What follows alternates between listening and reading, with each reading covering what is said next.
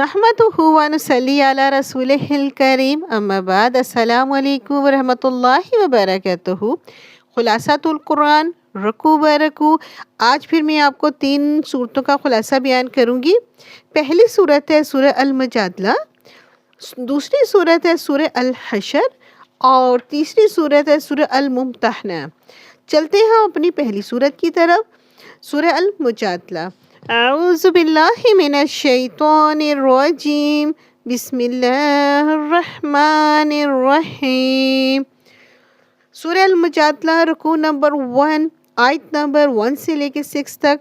इस रकू का जो टॉपिक है वो ये है हिज़्बुल्लाह का तर्ज अमल।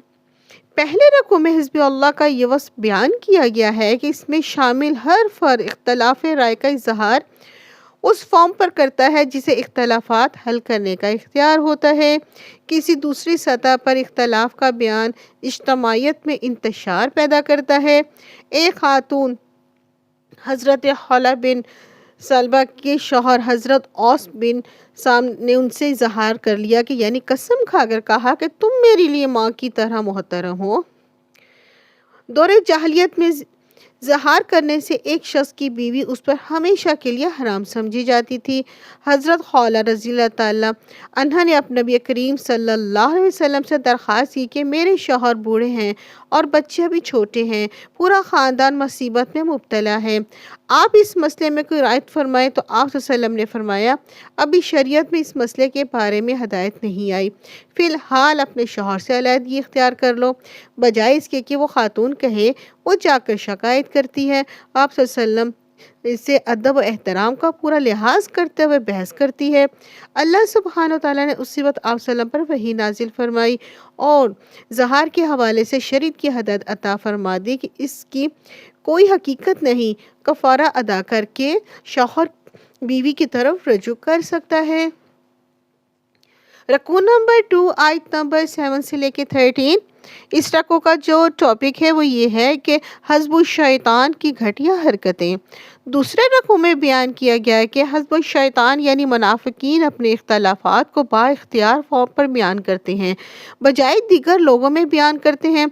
नजवा यानी खुफिया सरगोशियों के ज़रिए उनका मकसद जमात में बेचैनी और इंतशार पैदा करना होता है। इन सरगोशियों के ज़रिए दूसरों को गुनाह ज़्यादती और क़यादत के अहकामात की खिलाफ वर्जी का मशवरा देते हैं। दीनी इज्तिमा के दौरान साथ साथ बैठते हैं, इशारों से एक दूसरे को कोहनियाँ मारकर इज्तिमा की कार्रवाई पर तंज करते हैं। दबे अल्फाज में नाजेबा कलमात अदा करके कार्रवाई के असरात को ज़ाहिर करना चाहते हैं। इज्तिमा ख़त्म होने के बाद बैठे रहते हैं ताकि अगर किसी साथी पर इज्तिमा की कार्रवाई का असर हो तो इसे ज़ाहिर कर दें। ऐसे बदबख्तों के लिए बदतरीन अजाब है।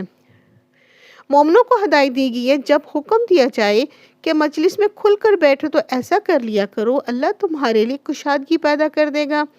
जब मजलिस बर्खास्त हो जाए तो फ़ौरन उठ जाया करो, अल्लाह ताला तुम्हारे दर्जात बुलंद फरमा देगा। रकू नंबर 3 आयत नंबर 14 से लेकर 22। इस रकू का जो टॉपिक है वो ये है मुनाफिकाना और मोमनाना तर्ज अमल। तीसरे रकू में आगाह किया गया कि मुनाफिकीन दीन के दुश्मन से दोस्ती रखते हैं ताकि अगर मुसलमान पर कोई आजमाइश आए तो इनसे कोई रायत हासिल कर सकें।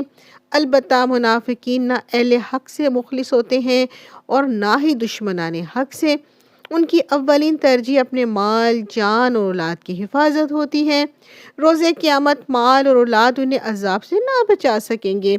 जब उनसे बात पुरस की जाती है तो मुखालिफिन हक से क्यों दोस्ती रखते हो, तो झूठी कसम खाकर कोई उज़र पेश कर देते हैं। शैतान ने उन्हें पूरी तरह से घेर लिया है और अल्लाह सुब्हान तआला की याद से गाफिल कर दिया है। शैतान की ये जमात जलील होकर रहेगी क्योंकि अल्लाह ताला ने तय फरमा दिया है कि आखिरकार गलबा और उसके रसूलों का होगा। सच्चे मोमिन ऐसे लोगों के बारे में कोई नरम गोशा नहीं रखते जो दीन के दुश्मन हैं, खा इनके बाप, बेटे, भाई या कोई और रिश्तेदार क्यों ना हो। अल्लाह सुब्हान व तआला ने ईमान की हकायत इनके दिलों में सबत कर दी। कुरान के फैज़ से ईमान और तक़वियत दी। इनके लिए सद्दे कायम दायम रहने वाले जन्नत के बागात हैं اور اللہ تعالیٰ راضی ہیں اور اللہ کی عنایت پر راضی ہیں، بلا شبہ اصل کامیابی اس حزب اللہ کے لیے ہے۔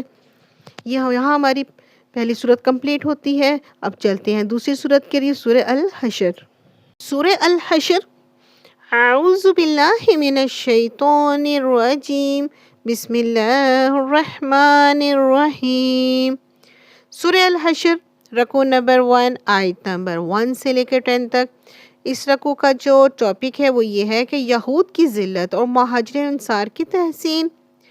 یہودی قبیلہ بنو نصیر نے غزوہ احد کے موقع پر میثاق مدینہ کے خلاف ورزی کی اور بعد ازاں نبی کریم صلی اللہ علیہ وسلم کو شہید کرنے کی سازش کی۔ ان جرائم کو سزا دینے کے لیے جب مسلمانوں نے ان کے قلعوں پر گھیراؤ کیا تو انہوں نے بغیر جنگ کے ہتھیار ڈال دیے۔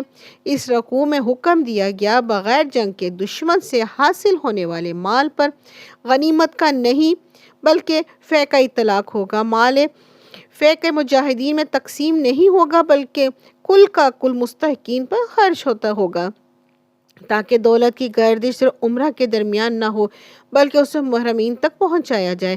مزید ارشاد ہوا کہ آپ نبی کریم صلی اللہ علیہ وسلم کا حکم بھی اسی طرح سے حجت ہے جس طرح قرآن کے احکامات ہیں۔ آپ صلی اللہ علیہ وسلم مال فے ان مہاجرین کو دیں گے جنہوں نے اللہ کی رضا کی خاطر اپنے مال گھر چھوڑ کر مدینہ ہجرت کی۔ آفرین ہیں ان سارے مدینہ کے لیے جنہوں نے تنگ دست ہونے کے باوجود مہاجرین کی بھرپور نصرت کی۔ بلا شبہ نفس کی ترغیبات پر قابو پا کر اللہ سبحانہ وتعالیٰ کی رضا کی پیروی کرنے والے ہی کامیاب ہیں۔ وہ مسلمان بھی لائق تحسین ہیں جو دعا کرتے ہیں کہ اے اللہ زندہ اور وفات شدہ تمام مومنوں کی بخشش فرما اور ہمارے دلوں کو مومنوں کے خلاف ہر قدر سے پاک کر دے، آمین۔ رکوع نمبر 2، آیت نمبر 11 سے لے کے 17۔ اس رکوع کا جو ٹاپک ہے وہ یہ ہے کہ منافقین کا شیطانی طرز عمل۔ غزوہ بنو نصیر سے قبل منافقین نے بنو نذیر کو پیغام بھیجا کہ جنگ ہو یا جلا وطنی ہم ہر صورت میں تمہارا ساتھ دیں گے۔ مسلمانوں کو تسلی دی گئی کہ جھوٹے اور بزدل منافقین کسی بھی صورت میں یہود کا ساتھ نہ دیں گے۔ وہ یہود کے ساتھ شیطان والا کردار ادا کر رہے ہیں۔ شیطان انسان کو اللہ کی نافرمانی پر اکساتا ہے۔ جب انسان پر جرم کر بیٹھتا ہے تو شیطان اس کے جرم سے اعلان برات کرتا ہے اور روز قیامت جرم کرنے اور جرم پر اکسانے والے دونوں بدترین کا انجام ہوگا۔ رکوع نمبر 3، آیت نمبر 18 سے لے کر 24۔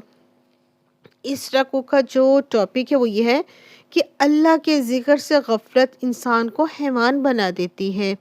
تیسرے رکوع میں ہر انسان کو جھنجھوڑا گیا اور اپنا جائزہ لے کہ کل یعنی آخرت کی ابدی زندگی کے لیے اس نے کیا تیاری کی ہے۔ توشہ آخرت کے لیے مال اور جان کی کتنی قربانیاں دی ہیں۔ انسان کی عظمت دراصل اس روح ربانی کی وجہ سے ہے جو انسان کے جسمانی وجود میں ڈال دی گئی ہے۔ اس روح کی غذا اور تسکین اللہ کا ذکر ہے۔ جو بد نصیب اللہ کے ذکر سے غافل ہوتے ہیں وہ اپنی روح کو مجروح کر کے خاکی وجود میں دفن کر دیتے ہیں۔ اب وہ انسان نہیں محض ایک حیوان بن جاتے ہیں۔ مزید ارشاد ہوا کہ اگر قرآن مجید کو کسی پہاڑ پر نازل کیا جاتا تو وہ پہاڑ اللہ کی رعب سے پھٹ کر ذرات کی صورت میں بکھر جاتا۔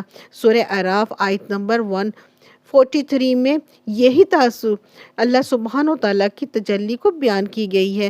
جب موسیٰ علیہ السلام کے رب نے پہاڑ پر تجلی ڈالی تو اسے ریزہ ریزہ کر دیا۔ گویا کلام ربانی کی وہی تاثیر ہے جو تجلی ذات ربانی کی ہے۔ رکوع کے آخر میں اللہ تعالیٰ کی عظمت جلال کی کئی نشانیاں بیان کی گئی ہیں۔